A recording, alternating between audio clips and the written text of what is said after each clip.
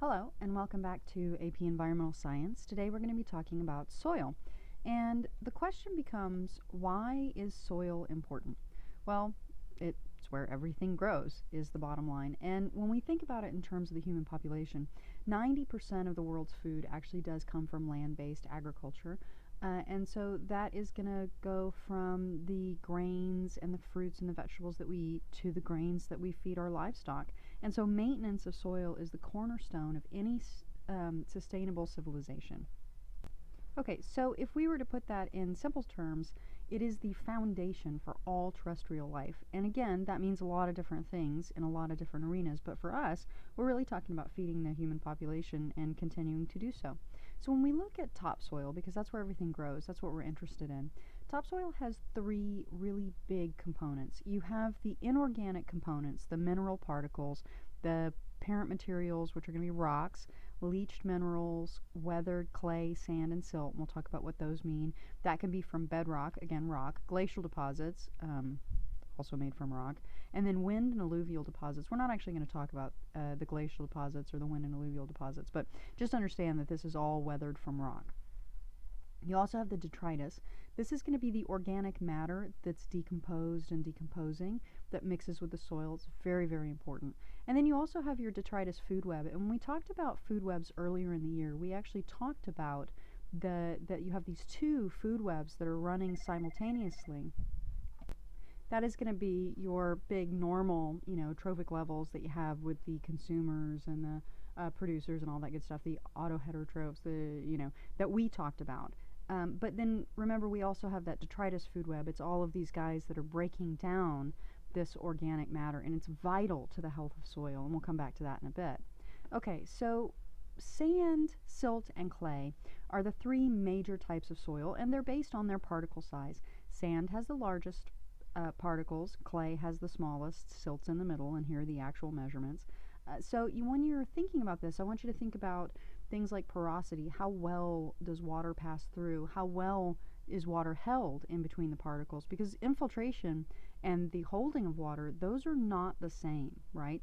And so it's important that soil, if you're going to grow with it, not only have an ability to be infiltrated, and so you're going to need a certain size, like kind of medium size is good, but it also has to hold, so the particles can't be too far apart. You can't have too high a porosity. So there's like a middle ground here. But anyway, so you have all kinds of different soils. You've got loamy sand, you've got sandy loam, medium loam, loam. So what you'll see really is that loam is kind of a sandy silt, yeah? And so as you get closer to silt, obviously it gets siltier. But basically, you'll have a little bit of clay and a lot of sand, right? And then a little bit of silt. Okay, and so the way this works is you have this percentage of clay, percentage of silt, and percentage of sand. Now, they have to add up to 100, so let's just start there. But the question becomes, how do we read this little soil chart so we know what kind of soil we have? So let's say that we have a sample that is 40% clay, 10% silt, and 50% sand. So we're going to start with clay. Clay is read across, right? And so at 40%, you would draw a line here, use your ruler, whatever. Now, we've got that 10% silt, okay? So, let's do sand, because apparently I put sand next. So let's say it was 50% sand. So sand is read up on these lines. So you can see they're going to intersect right here. Now, 40 plus 50 is 90, and so it's got to only be 10% silt, right, because they have to add up to 100. And you can find right there that this sand is sandy clay, or that soil is sandy clay, right? And so here we have sandy clay. Yeah, this is how you read this, okay? And because you have, like, let's say that you have a lot of large particles. If you have a lot of like clay in sand, then those little particles are going to wedge in between the sand particles. And so something like loamy sand that is going to have a lot of sand, right, and a little bit of clay, okay, then that's going to be something, and a little bit of silt, that's going to be something that's going to hold water really well, but it's also going to allow water to infiltrate really well. unlike something that would be more clay or more silt, which have smaller particles. And then by the time you get up to 100% clay, then you're talking about particles that are so small that water doesn't infiltrate well. And the problem with all sand is that water infiltrates too well, and there's nothing to hold on to the water as it goes through. And so sand is great because it's got that high porosity, but you need a little bit of clay or silt in there to make it better in terms of its water holding capacity. Okay, so when you look at soil, if you were to take a cross section of topsoil, you'd find that it actually comes in these bands, right? And when you look at this, you'll see like they're called horizons. The bands are called horizons. Here's a horizon, here's a horizon, here's a horizon, okay? So you've got these layers of soil. So here's your first question. Which of the following is characteristic of soil horizons? Boundaries between the soil horizons are usually transitional rather than sharp. They're classified by assigned letters. They can be distinguished from one another by appearance and chemical composition, or all of these. Well, it turns out that it is in fact all of these, because all of these things are true. Now, when we draw them, the soil horizons, we're going to see that we actually do use these, really harsh lines, but that is not the way it works. These kind of fade into each other, so you got these little transition zones. You can kind of imagine them like the ecotones in between ecosystems, where you have characteristics of both that we talked about when we were talking about ecosystem diversity. But anyway, the top layer is going to be your O layer. And this is going to be the undecomposed organic debris. So this is going to be leaf litter and stuff like that, and some humus where it's starting to decompose a little bit, but it's not really. And so that's the surface litter. And I like to remember it by its on top. Yeah. And then you've got the A horizon underneath there, and this is the leached mineral horizon. That means that the minerals are leaching out and they're moving down. Okay. And so they're going to accumulate in lower layers. But in this case, you still have a really high proportion of organic matter. It'll be a real dark color, often black. And then here and this is the topsoil. So when we're growing stuff, we're really talking about A and O being really important. Now, E is the zone of leaching, and this is where you don't have a lot of interesting stuff, because the leaching that's occurred in the topsoil and in E, all of those minerals, right, are going to accumulate in the B horizon, and this is called the subsoil. And this is where you have your silicas, your iron, your aluminum, some humus, your carbonates, gypsum, silica, clay, whatever, all these things that have sunk down into this layer. And then here in the C horizon, this is going to be your parent material, and this is going to be bedrock, which down here, that is starting to break up its weathering, and then you can see it becomes more weathered, smaller particles as you go up. Okay, so that's a little soil profile. Now, when we start looking at the profiles of different ecosystems, back to that idea of ecosystems, you can see that different ecosystems have different kinds of soil. And that is what like we talk about ecosystems, so what grows there based on temperature, based on moisture, but it's also going to be based on soil. And of course, the soil type is based on what grows there and the temperature and the moisture, so it's kind of a big, cycle. But really, some of the best soil is going to come in your temperate deciduous soil, and it's going to come in your grassland soil. And it turns out that grassland soil is actually the best of the soils because it's got a really thick, dark, rich layer of humus, and this makes for excellent agriculture. And if you think about where most of the agriculture is, when you're talking about really productive agricultural lands, they're going to be in the grasslands. I mean, look at the United States. It's all in the center. That's a giant prairie, okay? And so you've got this great stuff. Now, desert soil, not good. Really thin humus and mineral mixture, okay? You have this really dry soil. The roots have to grow very deep in order to get down to this very tiny, aquifer that's going on down here. And so this is not good farming, and it's really fragile and easily disturbed and hard to recover, right? Now, coniferous soil has some nice thick organic debris. It's good, it's pretty good soil. It's not nearly as good as grassland. Temperate deciduous soil, also pretty good. You see these nice, good deep roots, right? And so very exciting. You got the forest litter up here, forest litter up here, humus, humus, and all of that good stuff. Now, probably the worst soil out there besides desert soil, surprisingly, is the tropical rainforest soil. And this soil is ridiculously bad because the organic matter is decomposed and recycled really, really, really quickly, okay?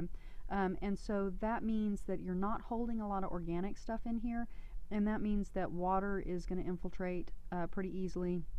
And so you're going to have these big horizons that you can see, right? Here's your O, A, E.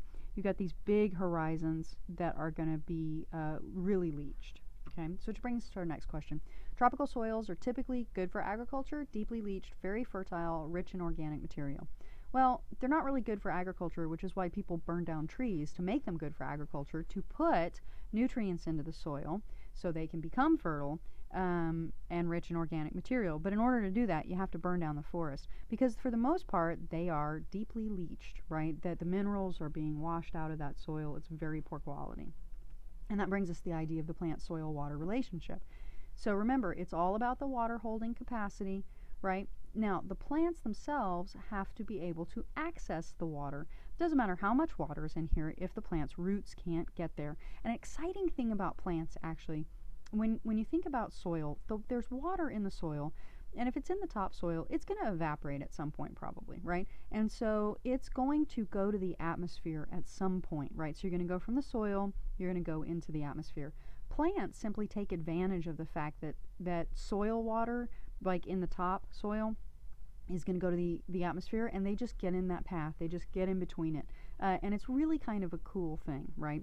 And so they facilitate that process by pulling the water out of the soil and transpiring out of their leaves so it goes in the atmosphere. So they're kind of like a middleman for a process that was going to happen anyway. Okay, so which of the following soil is the best for plant growth? Well, that's going to go back to that loamy soil, right? And that was the one that had lots of sand and a little bit of smaller particles. Remember, clay, it doesn't infiltrate well. It holds water really, really well, but it holds it too tightly. The plants have a real hard time getting it out when it does infiltrate. Gravel is huge. The water runs right through it, so it doesn't hold any. And the same thing with just pure sand, okay? So loamy soil, it's that good mix of clay, silt, and sand, okay? And when you start looking at what's in the soil, you can actually have solids in there, you can have compounds, but mostly what we're interested in right now is liquids. Although, if you start talking about pollution, yeah, and we will, you can actually store bits of things in the soil as well as in the groundwater. And so as the water passes through, it can leave things, or things can just get spilled and mixed in. But the point of this one is to show you that little particles make little teeny areas, and these areas are going to hold water.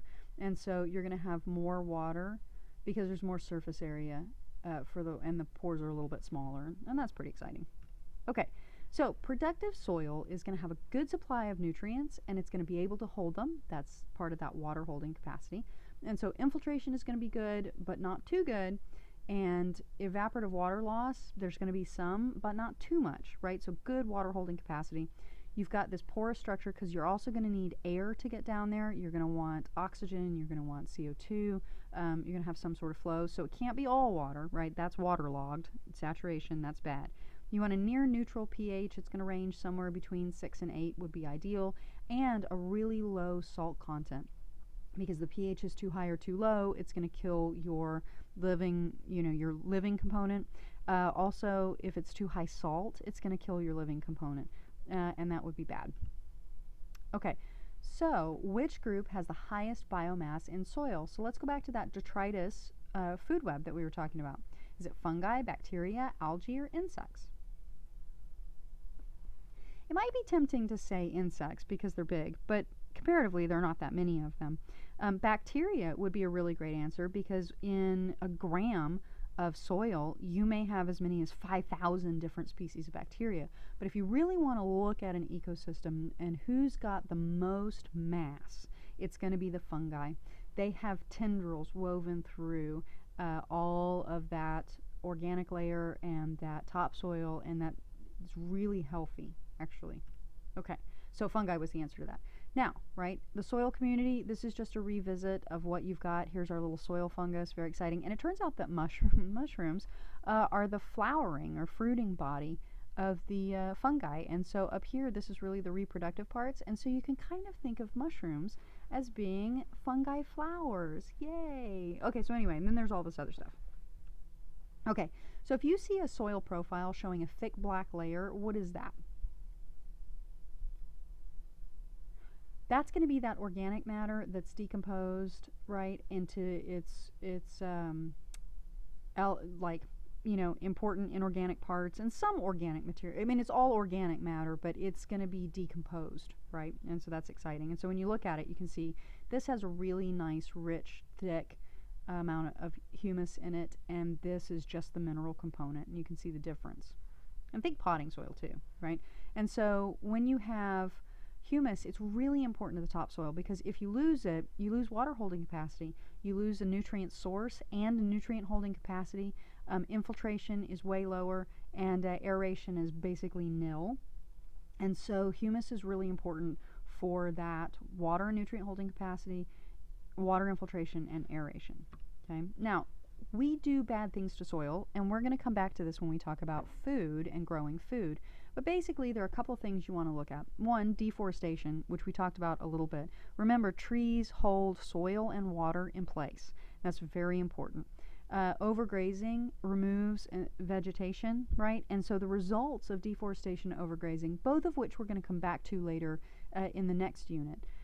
Erosion, they lead to erosion and desertification. And erosion is the moving away of topsoil, and desertification is the drying out of the soil. And then irrigation and overcultivation cause some other problems, but the biggest one is going to be salinization. Okay, and we'll come back to that. That is the loading of salt into the soil, and we'll talk about this more when we start talking about growing food. Okay, so just remember, erosion is done by wind or water. And when it comes to soil, there's actually 3 types of erosion. There's splash erosion, and you can think of like raindrops falling and like breaking stuff up.